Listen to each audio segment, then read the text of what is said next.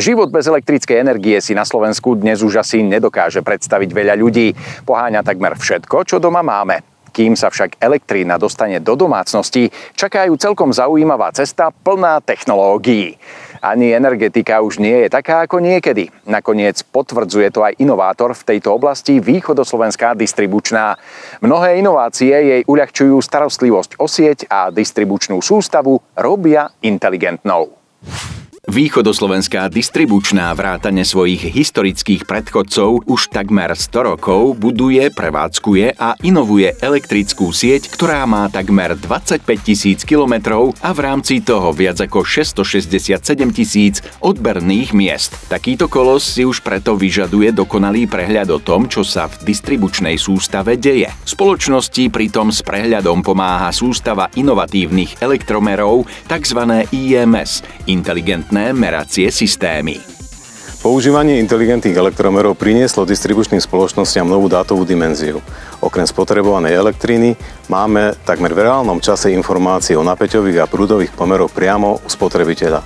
Štatisticky už dnes, pri zhruba 20% nasadení, máme prehľad o 80% spotreby a stave siete. Každý elektromer má v našich systémoch svoju digitálnu dvojičku a komunikuje s dispečerom.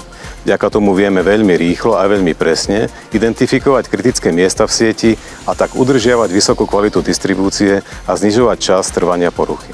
Digitálne informácie z inteligentných meradiel takto dávajú distribútorovi lepší prehľad nielen o celkovej spotrebe a pomeroch v sieti, ale pomáhajú s kvalitou a stabilitou distribuovanej elektriny. Okrem toho sú inteligentné elektromery zaujímavými pomocníkmi aj na strane spotrebiteľov. Fyzické odpočty sú pre domácnosti s inteligentným elektromerom minulosťou. Dáta zbierame automaticky. Dnešné technológie v kombinácii s umelou inteligenciou prinášajú odberateľovi prehľad spotreby až na úroveň používaných spotrebičov.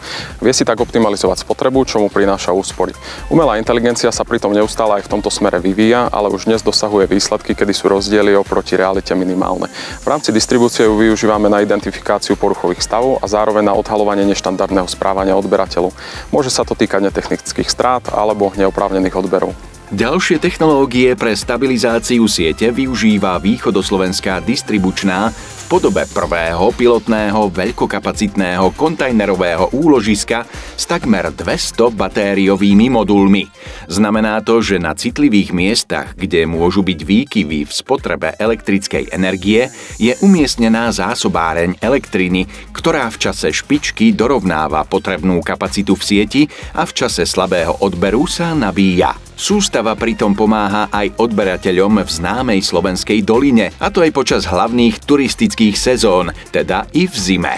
Projekt batériového úložiska v Bachledovej doline je riešenie šité na mieru v lokalite s narastajúcim turizmom medzi dvoma národnými parkmi. Táto oblasť je charakteristická nerovnomernou spotrebou elektriny. To znamená, že veľmi záleží od ročného obdobia, dokonca dní a hodín v týždni, v ktorých spotreba buď rapidne stúpa alebo klesá. Nechceli sme sa púšťať do výstavby novej elektrickej stanice, lebo to by znamenalo obrovský zásah do prírody. Batériové úložisko využívame ako ďalší stabilizačný prvok sústavy. Pomáha nám s reguláciou napätia, výkonu a jalovej energie. Táto baterka dokáže fungovať aj v ostrovnej prevádzke, čo je žiaduce najmä v čase kalamít a výpadkov pri štandardnej dodávke elektriny. Keďže sa unikátne riešenie nachádza v Pieninskom národnom parku a v priamom susedstve s Tatranským národným parkom, dostalo špeciálnu vonkajšiu úpravu, aby čo najdokonalejšie zapadlo do prostredia. A práve v horských oblastiach, cez ktoré vedú nadzemné vedenia elektriny, sa častejšie než inde objavujú poruchy spôsobené poveternostnými vplyvmi. VSD má pritom aj v tomto smere recept, ako ich pomerne rýchlo odhaliť. V našej spoločnosti používame drony. Dnes už aj bežný servisný technik má k dispozícii takéto zariadenie, s ktorým dokáže aj v ťažšie dostupnom teréne vizuálne skontrolovať a nasnímať stav elektrického vedenia, ale aj prípadnú poruchu. K tomu nám napomáha aj optická nadstavba našich elektrických vedení, vďaka ktorej vieme aj bez fyzického zásahu zdetekovať miesto poruchy a vyslať k nemu náš zásahový tím. V budúcnosti pritom počítame s umelou inteligenciou, ktorá sama takéto miesto rozpoznávaním obrazu zanalyzuje a usmerní pracovníka s vytýčením miesta poruchy. Obraz z dronu už dnes vo VSD dostávajú odborníci pomocou matematickej fotogrametrie aj do 3D podoby.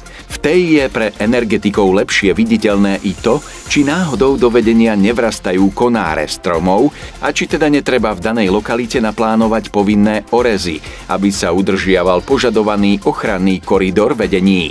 Pri práci s dronmi využívajú pritom v distribučnej spoločnosti aj technológiu LIDAR, ktorá dokáže trojrozmernú mapu výrazne spresniť. To však nie je všetko. Sme aktívne aj pri ochrane prírody a hoci sa to na prvý pohľad nemusí zdať, energetika môže prispievať aj ku ekologizácii krajiny. Drony používame pri ochrane vtáctva. Jednoducho špeciálnymi upevňovacími adaptérmi na dronoch vyniesieme, ale aj namontujeme odkloňovače a reflexné prvky na drôty elektrického vedenia. Vtáky už z veľkej vzdialenosti tento systém odkloňovačov a reflexných prvkov registrujú a bezpečne sa včas našim elektrickým vedeniam vyhnú, čo im zachráni život. Aj komunikácia so spotrebiteľom vo východoslovenskej distribučnej postúpila k technologickým inováciám. Po novom sa už dá viacero jednoduchších otázok vybaviť priamo s chatbotom, ktorý čaká pripravený pomôcť na webovej stránke distribútora.